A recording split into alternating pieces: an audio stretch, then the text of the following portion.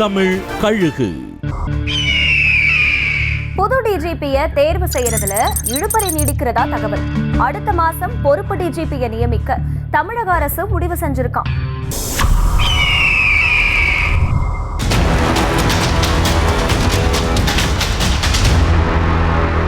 இப்ப இருக்கிற தமிழக டிஜிபி சங்கர் ஜிவாலோட பதவிக்காலம் இந்த மாசத்தோட முடியுது.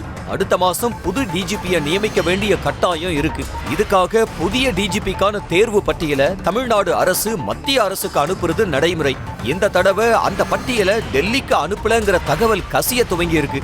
சங்கர் ஜிவாலுக்கு பதவி நீட்டிப்பு கொடுக்காம ஒரு பொறுப்பு டிஜிபியா நியமிக்க தமிழக அரசு முடிவு செஞ்சிருக்கிறதா கோட்டை வட்டாரத்துல பேசிக்கிறாங்க.